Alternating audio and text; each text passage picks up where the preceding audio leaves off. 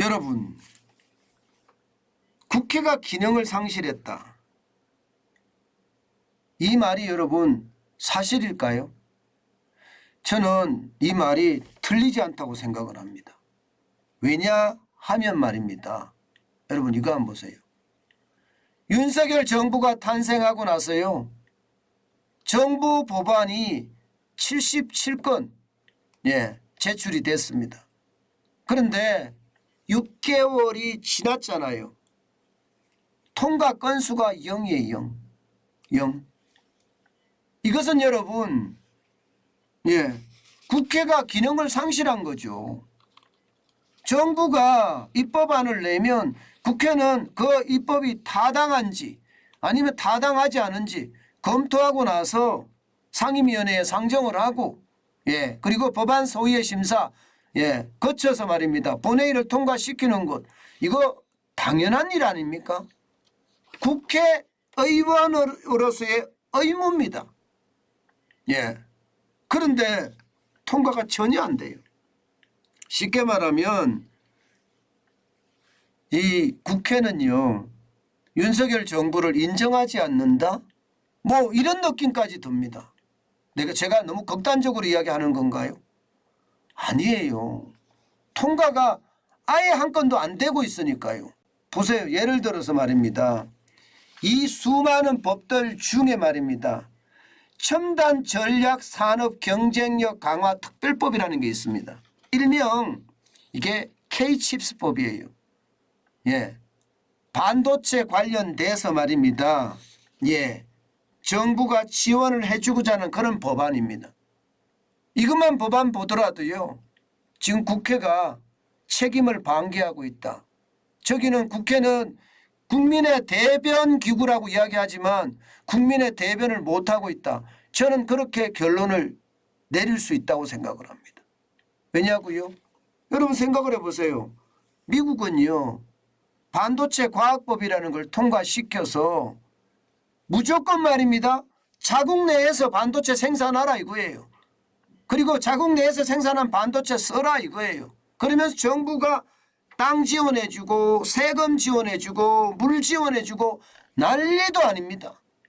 미국은 말입니다. 중국은요 똑같습니다.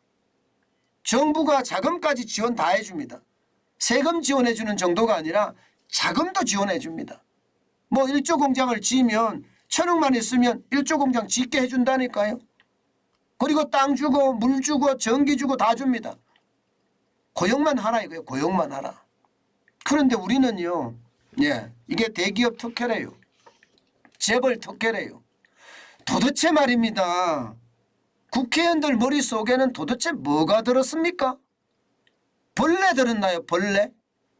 저는 그렇지 않고는요. 전 세계가 말입니다. 어떻게 하든 자국의 산업이 살아나고 자국의 산업을 보호하기 위해서 온갖 노력을 다 하는데 자금도 인력도 지금 뭐 전방위로 투자하자고 하잖아요. 그런데 도대체 우리 국회의원들은 국민의 대표라면서 도대체 뭘 하는지 모르겠어요. 오죽했으면 더불어민주당 출신의 양형자 의원은 지금 뭐라고 이야기합니까?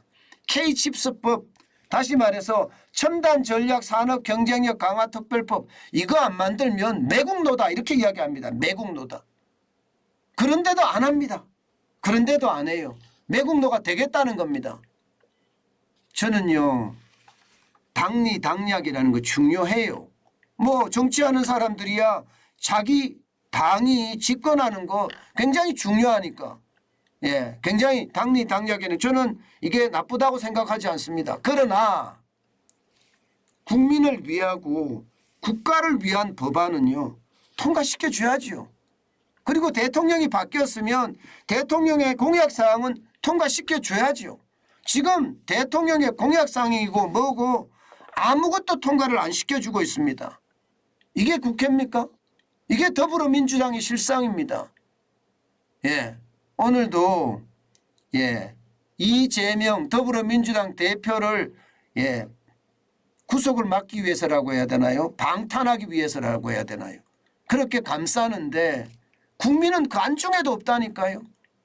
법원이 말입니다. 생각을 해보세요, 여러분. 예, 지금 김용 민주연구원 부원장도 구속시켰죠. 또 정진상 더불어민주당 정무비서실장도 조금 전에 어젯밤에 오늘 새벽에 구속이 됐습니다. 법원이 바보가 아니고서는요, 이거 자칫 잘못하면 여론의 질타를 받을 수 있는데 확실하게 말입니다.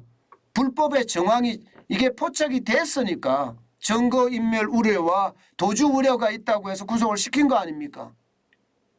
이런 것을 보면 말입니다. 도대체가 야당은 지금 뭘 하는지 모르겠어요. 이런 법안 말입니다. 도대체 통과 안 시킵니다. 장기 공공 임대주택법 이것도 통과 안 시키고 있고요. 대중소기업 상생협력 촉진법, 농촌 재구조화 및 지원법, 아동수당법, 스토킹 범죄 처벌법 뭐 통과 안 시켜주는 게 하나도 아닙니다. 노후 신도시 재생특별법, 심지어 재난관리법도 통과 안 시켜요. 재난관리법도. 예, 평생 고등평생교육 지원 특별회계법 통과시키는 게 아무것도 없다니까요. 아무것도. 그러면서 말입니다. 그들은 뭘 하고 있는가 하면요. 그들은 진짜 놀랄 노자예요. 이게 윤석열 정부를 인정하지 않는다. 예, 대선 불복이다. 제가 생각하는 게 이거예요. 아니 이게 지금 기본적으로 정부가 추진하는 법 77건은 통과를 0건 정도 0건으로 하나도 통과 안 시키면서 자기네 법안들은 계속 만들어댑니다. 돈 쓰는 포퓰리즘 법안뿐이에요. 국민건강보험법 개정안 이게 정의당의 강은미 의원이 대표 발의자입니다. 향후 5년간 재정 소요가 67조 24억입니다. 아이고 참 이런 걸 보면 진짜 반장한데요. 기초연금법 개정안 더불어민주당 위성권 의원입니다.